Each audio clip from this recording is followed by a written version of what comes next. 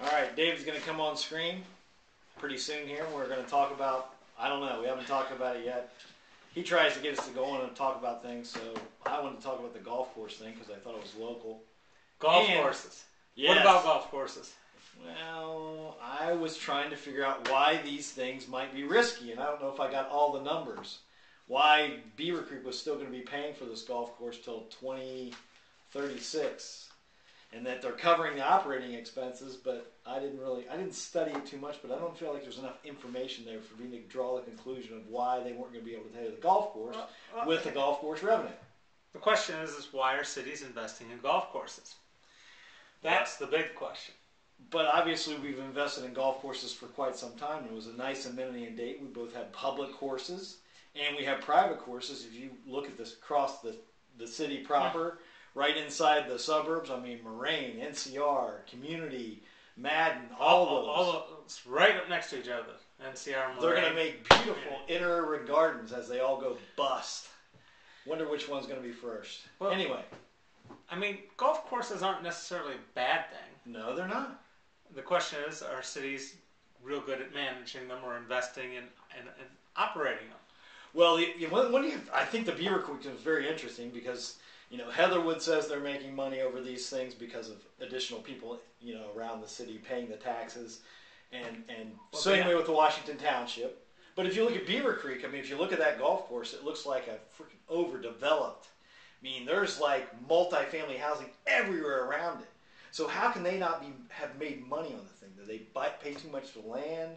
Are they just idiots, or was there corruption in the beginning? What is it about that course that was so poorly done compared to the rest? Well, I'm just pretty sure that they've only uncovered the problems at that course so far, and that there's probably courses all over the city, all over the region, that are having problems, and they're being subsidized by the tax dollars. I know that the city of Dayton has to subsidize community golf course. No, it says zero. Operating. Yeah, they Zero. gave you absolutely. Absolutely? Yes, I mean, they did give you a pretty good A10. If you go to A10, they have a nice little, this is what we pay, $1 million, Springboro, $330,000, Dayton zero for 6 city courses. Yeah. Now, that's an amenity we should probably talk about, as you could probably walk to that, or we can entice, assisted living that live around these particular community golf courses, or maybe cut rate deal the closer you live, or whatever. It seems like since we got a zero there, we can make money. But I've heard some things about the operating of the concession stands at the golf courses and other things where there have been some issues where they haven't been able to keep them open. Oh, well. So I'm not so sure if all the numbers are figured in here. But again, this is a question of, do you want an ice rink? Do you want a swimming pool? Are these things that, tax dollars should go for? Well, would there be oversaturation with all these golf courses? And a lot of them are losing money. In other words, but that would be planning, and this is free market here. Well, see, a lot of these things are built along with housing development. So some housing developer says, oh, I want to build a golf course and community, but I don't really want to operate the golf course. All I want to do is build houses that back up to a golf course. That's how this whole thing starts. Maybe what we could do to help all these golf courses is give them to Five Rivers Metro Park. And they can use the subsidy for the tax and pay for these. Somebody's going to come up with that idea. I might as well take credit for it here. There you go. But I'm a big fan of Metro Parks taking over a lot of the regional assets in terms of parks and rec. I mean, right now they don't take over sports fields. They don't have soccer fields. They don't have, all of those things. And I think, we need to have a regional approach to these things.